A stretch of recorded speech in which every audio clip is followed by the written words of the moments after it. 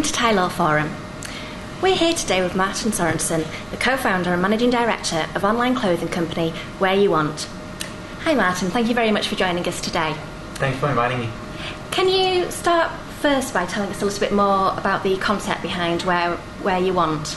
Of course I can. Where You Want is, we call it a B2B2C marketplace, fashion marketplace. So the way it works is that we work with fashion shops, fashion boutiques and brands. So on the B2B side, we try to identify the brands that we want to feature on the platform. It basically works the way that we have a buying team, a sales team that approach the brands trying to get them online. And then the B2C concept basically is what you see, how you guys see Where You Want. I mean, the way you find us on the website and how we present the products. So it's a concept which is slightly different from other fashion e-commerce platform because we do not hold our inventory, but we work on the B2B basis with the brands and boutiques we find interesting on the market. So how do you select which brands you want to work with them? What kind of market research do you do into them?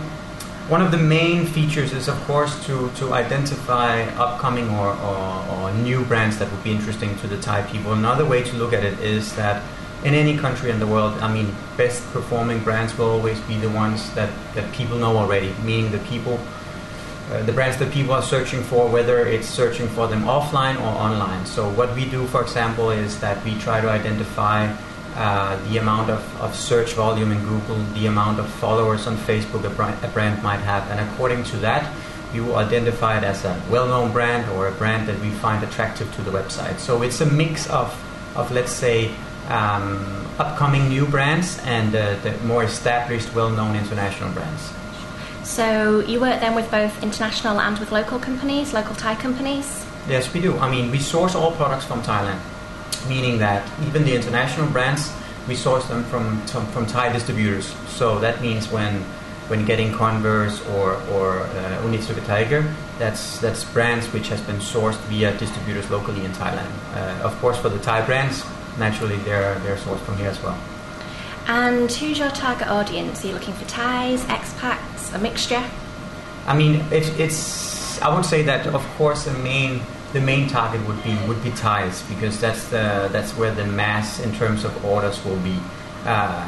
Experts are interesting because normally they have a higher buying power. They are more familiar with online shopping. Just the fact that experts in general have bought any sort of item online, they feel safe about typing in their credit card information, and that's slightly different from the average Thai online shopper. Very often it's a first-time experience when we have them online.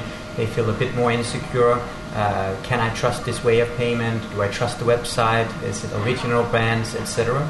Where expats, they tend to be let's say more educated in terms of online shopping behavior. So they're interesting in terms of their buying power and because they're easier to convert into an order. Whereas the Thais, it takes a little bit longer time. The market is still very immature when it comes to e-commerce. So it demands a bit more effort before they fully trust the concept and the website, of course. Sure. I mean, that's interesting because you are something of a bit of a niche being an online company here in Thailand. There aren't very many purely online companies. So you mentioned that Thais are sometimes a little bit reluctant. They've maybe not done online shopping. What steps do you take to try and reassure those fears? How do you persuade them still to use you?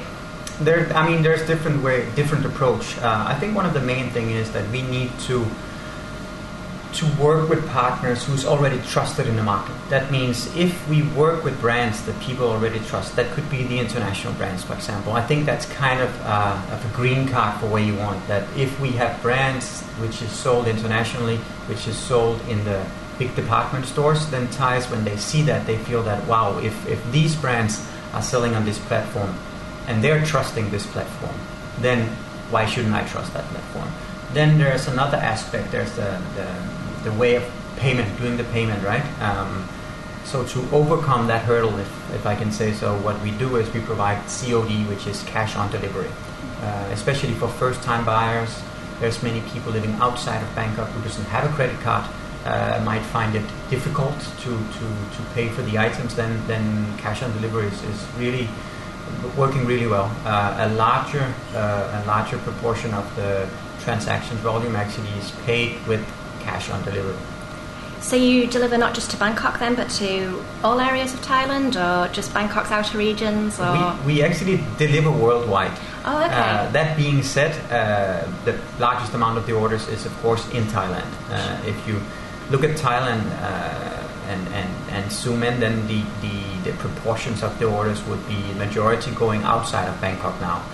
When we launched the business, actually the majority of the orders was within Bangkok, but that has changed. I think partly because people are becoming, because they basically trust e-commerce more and more, and of course also the cash on delivery has opened up the market in terms of acquiring or getting in touch with users from outside of Bangkok. Sure. So given that you deliver worldwide then, why Bangkok? Why is Bangkok your base? Bangkok is our base because this is the fashion hub in Southeast Asia, basically. So all the brands are represented here.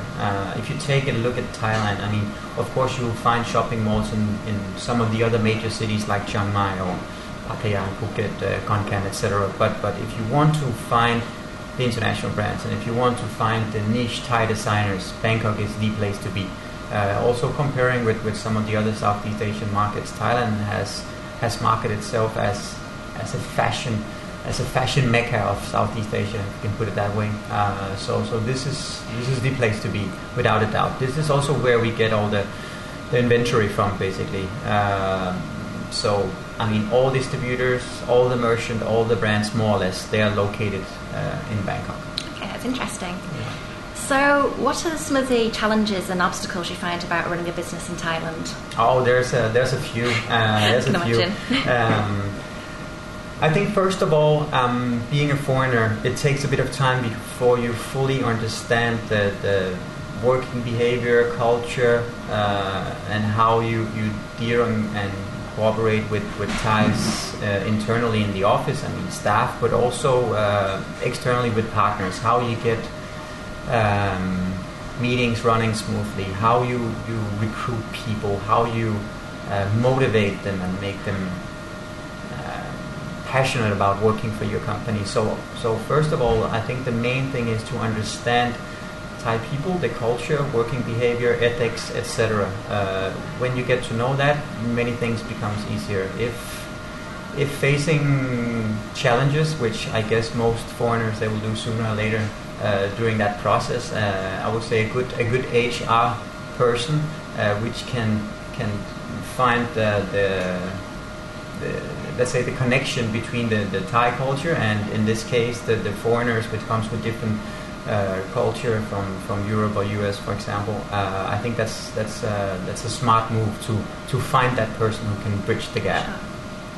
And do you think being an online company, do you think it makes it any easier or harder from running the company point of view? To be honest, I don't think it's more complicated. I think maybe there's a lack in certain positions that we require because it's e-commerce is relatively new. So in terms of marketing, there's some challenges in recruiting the right persons in terms of finding qualified developers. We have also faced a few difficulties. Luckily now things has changed a bit. The company is more well known. We have received funding from regional investors. All these things combined makes us more attractive as a company. But initially, recruiting is one of the things that we have found challenging. And perhaps for online business it's different because it's different positions. It's something new, and the smart people within these categories that we are looking for, they know their value, and very often they're looking at, let's say, larger companies, or perhaps they even do their own startups. So of course there's challenges involved in recruiting the best of the best.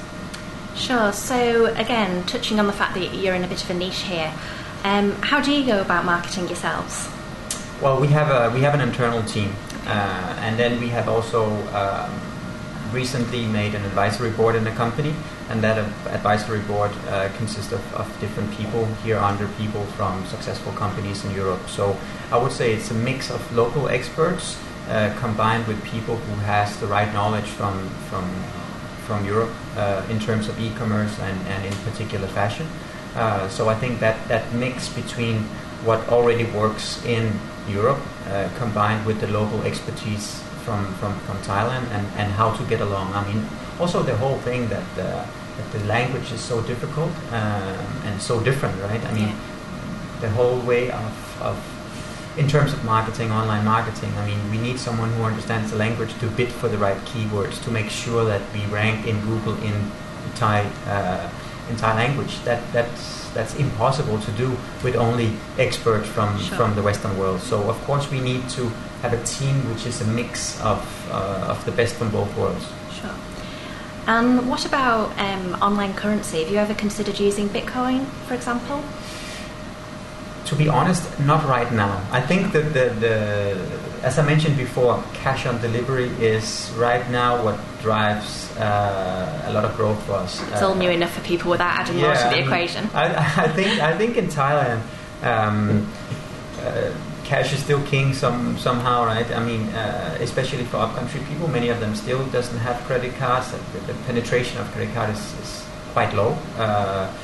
It's a lot easier compared to other offline payment options. We do bank transfers. We offer counter service. But from our experience, what happens when a client or a customer chooses to pay via counter service or a bank transfer is that there will be a certain fallout or drop-off, meaning that on the way to the bank they might change their mind, etc. Whereas cash on delivery, it's convenient. They do not have to do anything. The product is delivered and there's no payment before receiving the product. So that payment function is attractive to customers in general. I guess it's just like shopping, but the shop comes to you rather than you fighting the crowds. Exactly right. And that makes online shopping so much more like regular or normal retail shopping, right? Sure. Where you go to the brick and mortar shop and you pay for the item and receive it. Here's the same: you pay cash when you receive the item. Yeah. I think it's an easy way or easier way to introduce e-commerce. Sure. Okay. And just as a last point, obviously during the last 6 or 7 months, Thailand's been going through a little bit of political turmoil, so to speak. Has that had any impact or effect on your business? Absolutely, it has, but in a positive way. I was about to say maybe the alternative to most companies, I guess. I do not want to say that we are happy about the political situation because we are not, far from. In the long run, I mean, the macroeconomic factors speaks their own language, right? And then it basically says that Thailand is potentially moving into recession, which is bad, and in the long run will be bad for us as well. But in a short term, we have seen an increased amount of online shoppers due to the fact that it has been more complicated, basically to get to the shopping malls. Now we are seeing the curfew, which has been another boost for us because people wanted to get back home right after work. There was basically no opportunity for the people on the job market to go to the shopping malls after work because they had to be back home before 10, right? So within the last 6 months it has been good for us, but of course we hope for a more stabilized political situation again. Sure, that's interesting to hear.